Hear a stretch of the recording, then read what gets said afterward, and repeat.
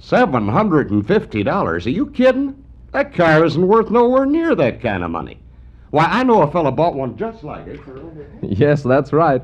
In this session of our Down to Cases program for Hudson salesmen, we're going to take up the subject of selling used cars. Selling used cars properly calls for as much, if not more, skill than selling new cars. And by properly, I mean selling the used car so it'll stay sold, make a satisfied customer out of the buyer, and contribute to the profits of the dealership. Right now, you're going to hear Bud Adams, a Hudson salesman, handling a couple of potential used car sales. If you listen closely, you may find him doing some of the very things you say and do when handling used car prospects. Now, after we've heard Bud in action, you'll have a chance to say what was good and not so good about his selling. As we tune in, a man has just walked into the used car lot and is looking at a 52 Wasp. Bud sees him and walks over. Hi there. Nice day for a change, isn't it? Yep, sure is, but all that rain we had will be good for the crops. Now, what can I do for you? Looking for a good used car today? Well, I'm just looking them over for now. Do you have any particular make or model in mind? No, not specially. You got a late model Ford or Chevy? No, we had a 53 Chevy, sold it yesterday. About how much were you figuring on spending? Oh, I don't know. Like I say, I'm just looking them over right now, seeing what kind of prices you have. Well, if you're interested in a real nice car, we've got a real cream puff. A 53 Hudson Wasp. Come on, let's look it over. Well, no, that's more car than I'm looking for. How about that 1950 Pontiac over there? Is that a 6 or an 8? That's an 8. Say, you know how to pick 'em, all right. That's a real clean piece. Want me to start it up for you? No, I don't want an 8. Let's see, what else you got? We keep all the late models up front here, but there's a lot of good stuff in the back. Let's walk back and look 'em over. I'm sure we have just the car for your pocketbook. Say, excuse me, there's a couple of other folks looking for a car. Be right with you, folks. Go ahead and look 'em over. Well, like I say, I'm just sightseeing right now. I'll look further down the way, and if I don't see anything, I'll be back. Okay, fine. If you don't see what you want, stop back. Oh, here's my card. Ask for me, will you? Yes, sir, I sure will, and thanks. Morning, folks. Out to get yourself a good used car today? What are you asking for this car here? Oh, I don't like that one, Ned. Look at the way the paint's faded on it. Oh, a little polish will bring out that color like new, ma'am. There's still plenty of paint left underneath that. Never mind all that. How much for the car? This is a really solid car. Only 38,000 miles on it. Took it in just yesterday on a new Hudson Hornet. We're asking $750 for it. $750? Are you kidding? That car ain't worth nowhere near that kind of money. Now, if you said $550... How about that beauty over there? You can have that one for only $500. Come on, let's take a look at it. No, that's as old as the one I'm driving now, not in as good a shape. I want to get something better. I don't blame you a bit for feeling that way. Well, let's see now. I like the looks of that car over there. What's that one? Oh, that's a real honey of a car, ma'am. It's a 53 Hudson Wasp. Come on, folks, let me show you that car. It's only had one owner. Now, here we are. Look at the spotless interior of this car, ma'am. It's like new, isn't it? You can see that the folks who own this car really took care of it. Is this the price here on this sticker? Wow. You folks sure get high prices. You know, it's a good-looking car, all right, but not that good. Well, did you know this car cost over $3,000 just a few years ago? It's only got 22,000 miles on the clock. And it's fully equipped with radio, heater, defrosters, directional signals, dual range, hydromatic drive, and it's got the hardtop convertible styling. It's the latest thing. I do like the looks of this car, Ned. And it's a nice color, too. Nice color. Yeah, that's all you women think of. The car could have no motor. So long as it had a nice color, you'd buy it anyway. Here's something to consider. Did you know this Hudson has triple safe brakes? That is, both hydraulic and mechanical brakes on the one pedal. And it has double-strength, single-unit, all-steel body construction. It also has center point steering, a chrome alloy block, with pinned-in pistons. Sure. And it has a fancy price, too. And here's something else. This car is guaranteed by our dealership. That personally endorsed sticker on the windshield means our mechanics went over this car very carefully and did everything needed to put it in A1 condition. Now, we'll stand back of this car 100%. You take no chances when you buy this car. Our dealership guarantees it will give you dependable, trouble-free service. And that sounds good to me, Ned. And it is a well-kept car. Is it really too high-priced for us? I say. They're asking about $200 more than I'd pay for it. This car is well worth the money, taking into consideration all the features you get in this car, and it's fully equipped. Say, why don't you look at my car, see what you can allow for it, and then I'll know what we can afford to buy. Okay, where is your car? Let's take a look at it. We give the highest trade-in allowance in town. May I have your keys? Oh, here they are. It's just down the road a few hundred feet. I'd like to see what you'd give me for it. It's in good shape. And it ought to be. He's always spending money to fix it up. Well, the way I figure, we'll have to spend some money on your car. It needs tires and a tune-up, but I can still make you a good deal on it toward that Hudson Wasp you looked at. Now, let's see now. There. I tell you what, according to the NADA book, which all auto dealers go by, your car lists at $395. But we will allow you $500 for your car, and I'm sure that's the highest price you can get anywhere in this town. No good. My car's worth more than that. $500 isn't very much for our car. Why, we paid a lot more for it than that. Well, that's right, but you must also remember that this Hudson Wasp you're going to buy was worth $3,000 when new. I can show you cars just like the one you have that we're selling for less. Now, we can finance the balance, give you up to 2 years to pay. That'll make your monthly payments very low. I'm sure you won't go wrong on this beautiful Hudson Wasp, and remember, it's guaranteed and has all the latest features. We'll think it over and let you know. We aren't exactly ready to buy yet, anyway. I guess we can drive our old car a little longer. I'll tell you what. Would you buy today, sign an order, if I could get you a better price for your car? I don't know. I think we're too far apart. I guess we'll have to forget it. Maybe some other time. Well, there you have it.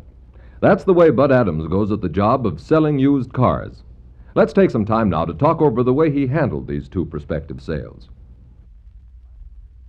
Gentlemen, last year more than 12 million used cars were sold as compared to about 5.75 million new cars. That's more than twice as many used cars as new cars. The plain truth is, the used car market is a big, rich, important market. In fact, it's often been said that the success of a dealership depends on the success of its used car operation. Well, the case you listened to raised a number of questions about the way one used car salesman handled a couple of prospects. Listen now to how a panel of successful used car salesmen and Hudson dealers answered the same questions that appear on your voting sheet. You'll find it interesting to see how your thinking compares with theirs. The first question asked you to rate some of the things Bud Adams said to the prospects. You'll remember that the first prospect was looking at a 52 Wasp when Bud came over and said, Hi there. Nice day for a change, isn't it? The panel rated this greeting poor.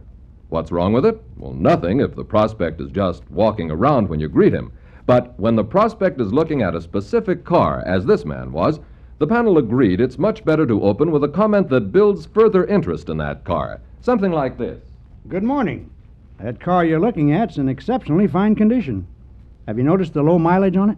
Well, no, I hadn't. How far has it gone? This kind of opening makes the assumption that the man is there to buy rather than just looking, as so many prospects will tell you if you ask them as Bud did. What can I do for you? Looking for a good car today? Well, I'm just looking them over for now. As you might suppose, the panel thought those were poor questions to ask. Some of you might say that Bud just wanted to break the ice by making friendly conversation. If that's true, Bud could have accomplished a lot more in this direction by introducing himself by name and picking up the prospect's remarks about rain being good for crops, perhaps engaged in a little conversation about crops and farming if this prospect was interested in that subject. Quickly establishing a friendly relationship with prospects is extremely important in selling used cars because most prospects are afraid of making a mistake on a used car or of paying too much for it. This being so, the used car salesman will do well to build confidence in himself and in his firm. This is often done simply by evidencing some interest in the individual and his needs, by asking questions as to what the prospect is interested in and what use he'll make of the car. It sounds like Bud did just that when he asked, Do you have any particular make or model in mind? Some panel members said this question is a good way to save time, and it does sound like the salesman is trying to be helpful. But most of the panel members gave this question a poor rating. Here's a panel member to explain. It's not a good idea to ask this question unless you're pretty sure you'll have on hand what the prospect names. Well, sure, maybe some prospects have an idea in the back of their mind that they'd like to have this make and that model, but doesn't your own experience prove that most prospects can be sold almost any used car that looks good and seems to be priced right? In most cases, asking prospects if they have a specific make and model in mind only serves to set up an obstacle which the salesman has to overcome in order to sell what he does have on hand. Well, that's what happened here. This prospect asked Bud if he had a late model Ford or Chevy, and Bud had to reply that he didn't. Bud then asked, About how much were you figuring on spending? Well, let me break in here to tell you that all of us on the panel voted this a very poor question to ask. What's the purpose of asking it? To save the salesman's time? Well, what for? To go back into the shack or showroom and wait for the next prospect? Prospects don't like to be asked this question because they're afraid prices may be revised upward to match whatever figure they name. Now, isn't it much better selling to start by showing every prospect your high-priced merchandise and let them guide you by their remarks? Why not flatter every prospect by assuming he can afford to buy the best? It's much easier to go down to a lower price unit than it is to trade up. And once the prospect has named a figure in response to the question, how much do you want to spend, he may not want to change it because of believing it would make him look weak. well, the next thing Bud said was, If you're interested in a real nice car, here's a cream puff. the panel voted this a poor statement, too, saying that one of Bud's troubles is he apparently doesn't know how to describe a car in an enthusiastic way that makes the car seem attractive. The result, he falls back on tired old phrases like, if you're interested in a real nice car, and he uses trade terms like cream puff and clean piece, which have little or no meaning to prospects. Well, that's right. A great many used car salesmen fail to build interest in a car because they've never taken time to figure out something good to say about it. One of the most successful used car salesmen I know spends his time between prospects getting acquainted with every car on the lot, looking for plus points he can call to the prospect's attention. Every used car man can step up his effectiveness by doing the same thing, and by taking time to write out and learn good selling sentences and phrases that can be used to build real interest in a car. And once you figure out some good descriptive language, you can use it over and over again on different prospects. Well, you'll remember a man and his wife came on the lot while Bud was showing cars to the first prospect. Bud excused himself and shouted to the new prospects. Be with you in a minute, folks. The panel liked what Bud did here. They agreed it's a good idea to acknowledge the presence of other prospects. Tell them you'll be right with them. Many times, unless this is done, prospects will take a fast tour through the lot and, unless someone stops them, walk away to be sold by an alert salesman at another lot. Well, question 2 dealt with this situation. $750? You kidding? Well, that car ain't worth nowhere near that kind of money. Now, if you said $550... How about that beauty over there? You can have that one for only $500. Come on, let's take a look at it.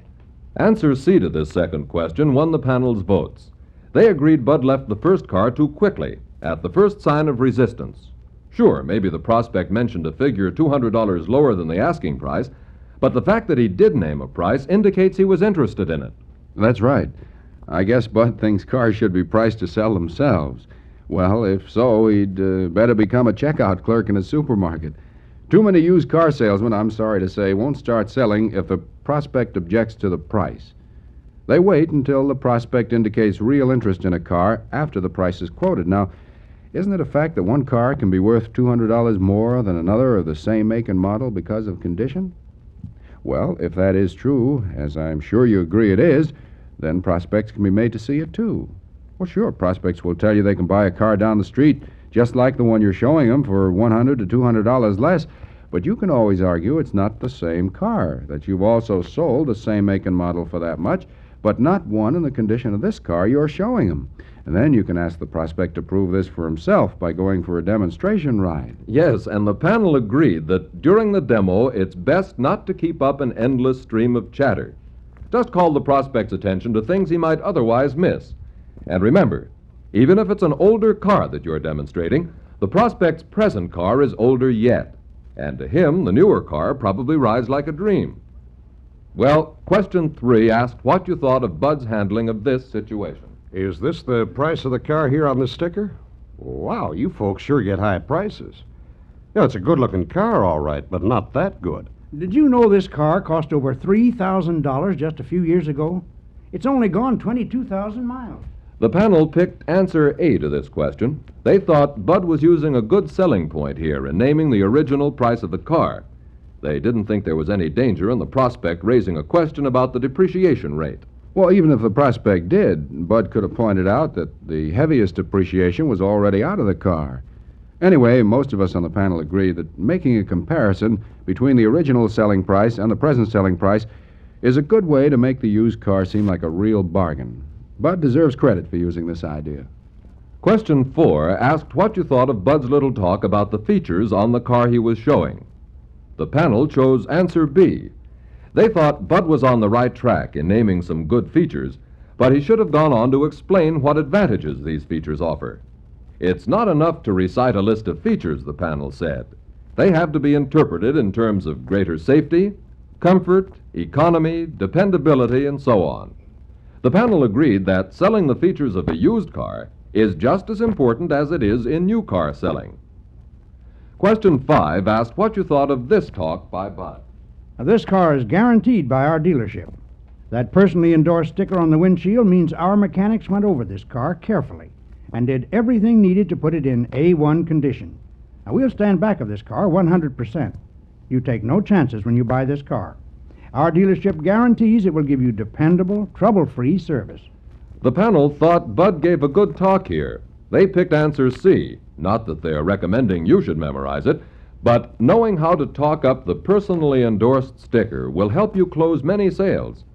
As mentioned previously, most used car prospects need to be reassured they are not making a mistake. The personally endorsed sticker, if properly used by the dealership, meets this need by creating confidence. Well, Bud appraised the prospect's car, then told him, We'll have to spend some money on your car.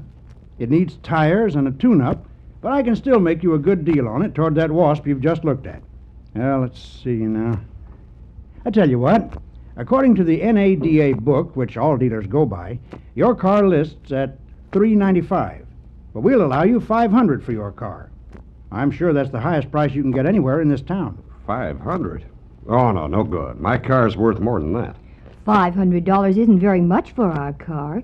Well, we paid a lot more than that for it. Well, I could show you cars just like the one you have that we're selling for less.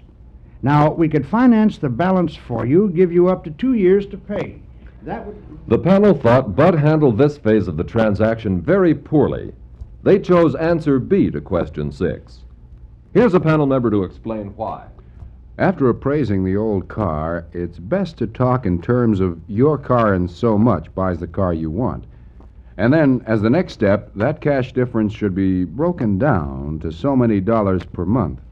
Now, another thing, it's only when the prospect objects to the trade-in allowance that the subject of repairs needed by the old car should be brought up. And then they should be itemized and the cost of them totaled. Mentioning them beforehand sounds like you're looking for an excuse to justify a low allowance. Matter of fact, in my opinion, it's a good idea to hold back $50 to $100 on the trade-in allowance so you have something to give the great percentage of people who want to bargain with you no matter what allowance you give them. Oftentimes, if they feel they've saved $50 through bargaining, they'll decide they're getting a good buy and sign the order. Well, when the prospects were about to leave, Bud said he might be able to get them a better price for their car. The last question asked your opinion of this. The panel picked answer C. It's a good idea to try to hold on to prospects, keep them from leaving, but it usually calls for a more spectacular stunt than offering to increase the allowance a little. Bud could easily have reopened this sale by saying something like this. Before you go, may I ask you something? Yeah, sure. What is it? I don't mind telling you that I'd like to sell another car to make it a really good day. I'm wondering, if you got the right price, would you buy right now? Well, yes, I think we would if we got the right price. Isn't that right, Emma? Well, if we could really get a bargain. I offered you $500 for your old car, and apparently that's not enough. What do you think is a fair price for it? Oh, I don't know. I'd say at least $600, maybe $650. If we allow you $600, do you have a friend who would buy it for $550? Because if you do, we'll sell it to him for $550. Take a $50 loss on it, just to see you get this Hudson you like so much. Well, I really don't know anyone I could sell it to. I see. Well, I'll tell you what. Why don't we split the difference? In that way... I'm not saying Bud would have a sale here. The point is, it's important to keep trying to sell prospects who are really out to buy and who have shown interest in one of your cars. Use any kind of stunt that keeps them talking about making a trade. One good idea is to ask them how much they expect to get for their old car. Well, sorry to break in, but we're running out of time on this record. Let me sum up the panel's main recommendations quickly by reminding you to avoid worn-out descriptive phrases and trade terms, and instead find interesting things to say about each car on the lot. Next, show a genuine friendly interest in helping each prospect buy a car that meets his needs and interests. Be sure to mention the original price when new of the used car, so the price you're asking today seems small by comparison. And quote allowances in terms of how much cash is needed to buy the newer car and what the monthly payments come to. Well, we can't hope to cover the entire subject of used car selling in one record, so if you like this one, let your district manager know, and we'll be back with another case cast giving some more ideas about selling used cars. Meanwhile, give the ideas you heard today a good try. They're moneymakers.